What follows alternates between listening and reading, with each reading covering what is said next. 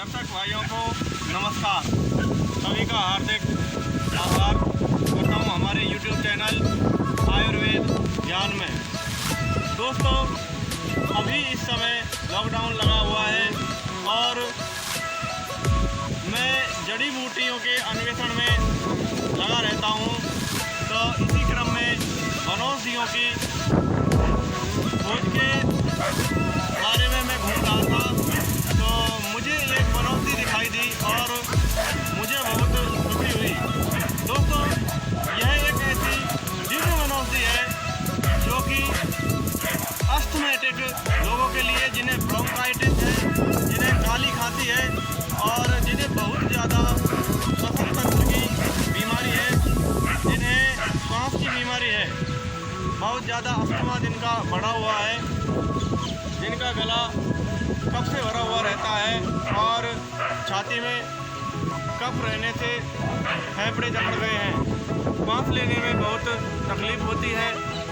ऐसी पोजीशन में यह वनौषधि बहुत ही कारगर सिद्ध होती है। दोस्तों, तो यह वनौषधि है, इसे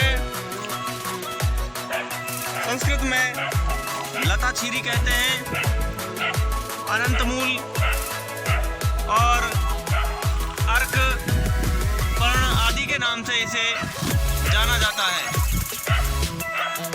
साथियों, यह एक बहुत ही उन्नत किस्म की वनौषधि है जो कि श्वास के और कफ के रोगों में अमृत के समान गुणकारी है। तो इसे हिंदी में दमबेल के नाम से जाना जाता है तथा इसे दमबूटी भी कहते हैं। यह दमे के लिए अक्सीर है। हमारे प्राचीन समय में ऋषि मुनि लोग इसका बहुत ज़्यादा उपयोग करते थे। तो इसी क्रम में मैं आपको बताता हूँ कि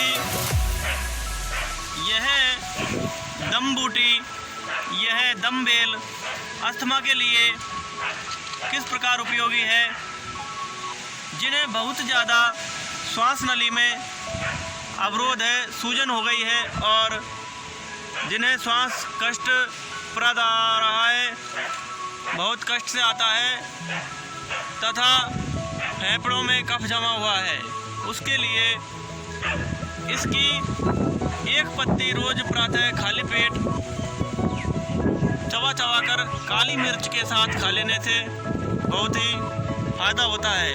कई भाई इसे ताज़ा हरा नहीं खा पाते हैं, तो उसके लिए आप इसको पीसकर, इसका एक पत्ता लेकर उसे पीसकर गोली बना लें और उसमें 2 काली मिर्च रखकर चाप के और पानी से निगल जाएं। तो आप देखोगे कि इसका प्रयोग मात्र 3 दिन करने से ही कफ रोगों में श्वास के जितने भी प्रकार हैं उनमें यह बहुत ही ज़्यादा लाभदायक सिद्ध होगी। जिन्हें काली खांसी है, काली खांसी के लिए जिसे कुक्कुर काश भी कहा जाता है, उसके प्रारंभिक लक्षणों में इसकी पत्तियां लेकर इसकी 2 से 3 पत्ती लें और उसका काढ़ा बनाकर पीने से यह बहुत ही लाभदायक सिद्ध होगा। बच्चों के लिए इसके पत्ते की चौथाई मात्रा ही यूज करनी चाहिए, क्योंकि कई बार इसका अधिक प्रयोग करने से यह उल्टी करवा देती है, क्योंकि यह कफग्न है, यह कफ को दूर करती है। यह मधुर और कटु गुण युक्त औषधि है, जिन्हें बहुत ज़्यादा श्वसन तंत्र की समस्या है, उसके लिए इसका पंचांग,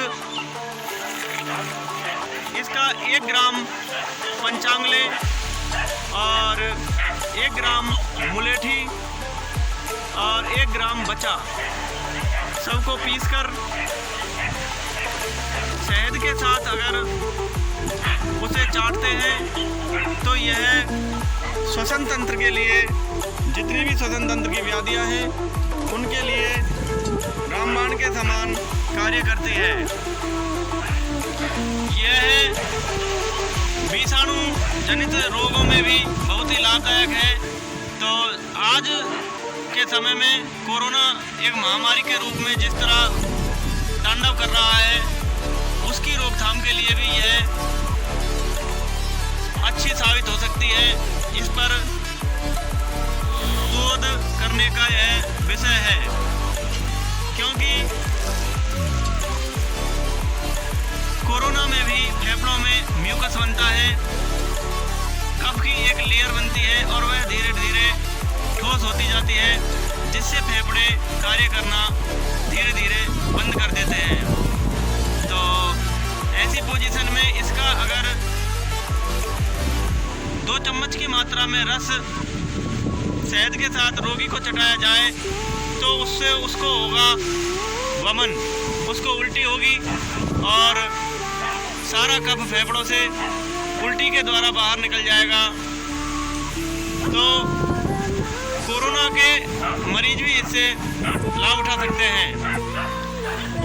तो मित्रों, जड़ी बूटियों के संदर्भ में चर्चा करते हुए मैं आपको बताना चाहता हूँ कि आज मेरे जैसे बहुत से आयुर्वेद प्रेमी, आयुर्वेद से डिग्री डिप्लोमा कोर्स किए हुए स्टूडेंट्स जड़ी बूटियों का जिन्हें अच्छा अध्ययन किया हुआ है, वो यूं ही भटक रहे हैं, बेरोजगारी की मार झेल रहे हैं।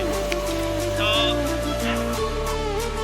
ये अन्वेषण और शोध कार्य करने के लिए उन्हें कहीं से कोई वित्तीय सहायता भी उपलब्ध नहीं है, सरकार की उदासीनता है।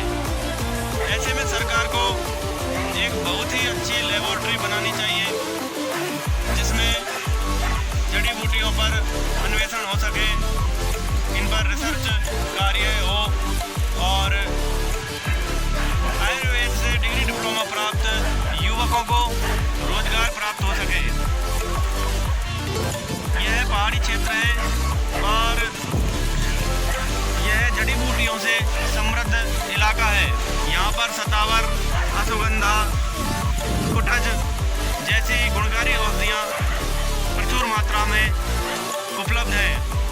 अगले एपिसोड में मैं आपको सतावर जैसी बलदायिनी जड़ी बूटियों का वर्णन करूँगा।